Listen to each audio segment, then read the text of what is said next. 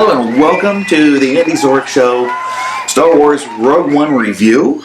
I am your host, the aforementioned Andy Zoric. Just got out of the theater, came home, jotted down a few of my thoughts, and so here goes.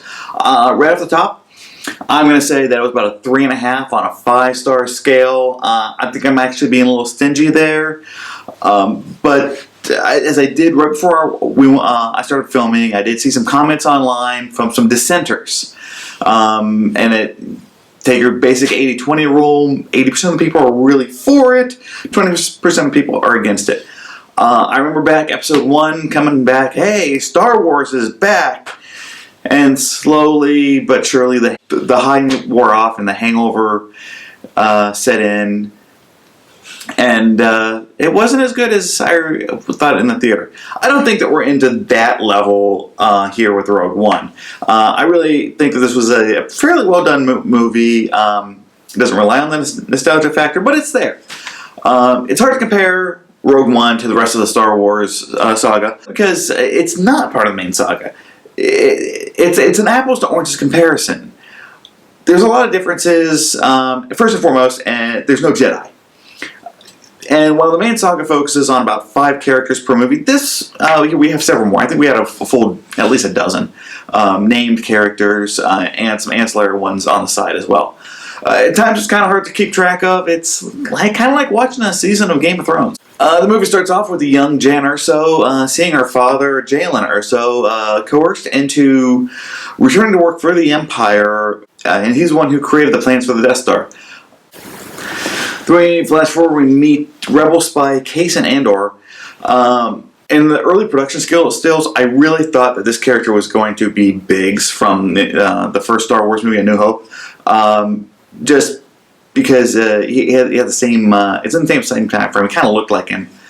Unfortunately, I was wrong, and that would have been a really cool connection to Luke Skywalker. Oh well. There's a lot of setup in that's really fodder for 1,000 more 10 things you missed videos that are going to happen on a lot of other Star Wars related YouTube channels. I'll leave that for them because this is really the non-spoiler part of the review. I'll give you the setup. This is a World War II movie, but in the Star Wars universe. It comes down to, it's a bottom line, it's a ragtag bunch of Allied soldiers that have to stop Hitler from getting the bomb first. What we want to do is get right into the action, and there's plenty of it, trust me. The movie has a space battle that is above and beyond what we saw in Return of the Jedi. You just can't beat it. And the effects, great. I don't think this is much of a spoiler, but using much of the same technology that I used to make Michael Douglas look 25 years younger in Ant-Man, they digitally reinserted General Tarkin into this movie seamlessly. Speaking of seamlessly, they've made a movie that fits into the continuity of a 30-year-old franchise, and you can barely tell that it was made at a different time. There's been a bit of an attitude change on Episode 7 recently for playing up way too much of the nostalgia factor. That's a factor in this movie. There's blue milk in the first scene, but it doesn't rely on nostalgia. It's a really original story, at least in the Star Wars universe, as much as it can be. Everyone's acting is great, and in the climax you really do feel for our main characters, specifically Felicity Jones, who was also great in The Theory of Everything, and I don't actually remember seeing Diego Luna in anything else. Where I did find some fault, and I will not be the only one to say this, but it was his music. It was not John Williams doing the score for this film. Williams did the original Star Wars music, and that is in this movie, but Michael Giannaccio, he's as faithful as he can be, but really gets a little repetitive in his musical movements. I think it would have been better if they just did more music for it, instead of just recycling a lot of the same music. His original pieces are good. They just get overdone. I will say this before moving on to the spoilers. No end credit scene. Apparently that's a Marvel Studios thing and not a Lucasfilm thing. Okay, that ends the spoiler-free section of the video. Now on for the good stuff. Spoilers. In 5, 4, 3, 2, you've been warned. 1, spoilers, here they come. Darth Vader kicks some serious ass in this movie.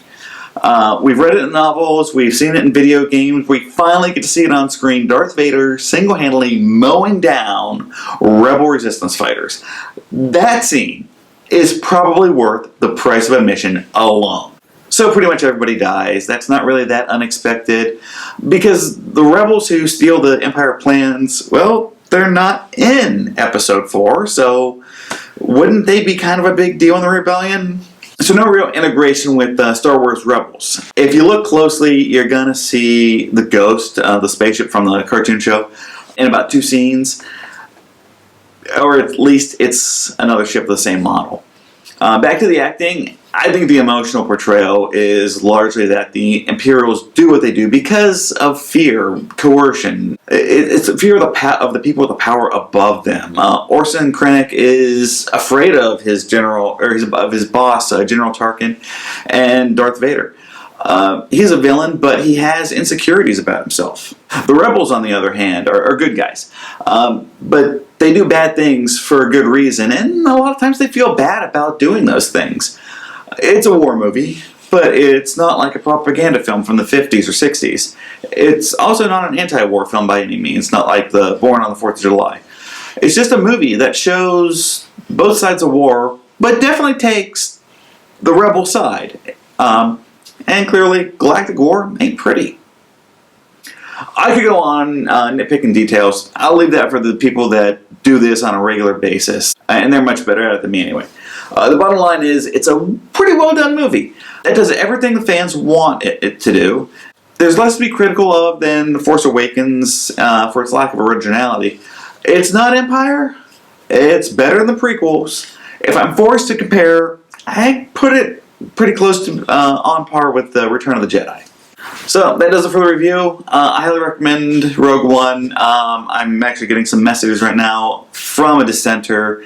Leave some comments if you didn't like it. We can have a discussion. I don't think you're ever going to get me to hate it. I think there's some stuff that I really like about this movie. I think there's some things I'd like to have seen in the movie. I'd like to have had an integration with Star Wars Rebels. I'd like to have seen some of the pilots from Episode 4 on the attack. I kept looking for them. Porkins! Where's Porkins? Again, leave me some comments. Let me know. Follow me on Twitter and Instagram at Andy Zoric.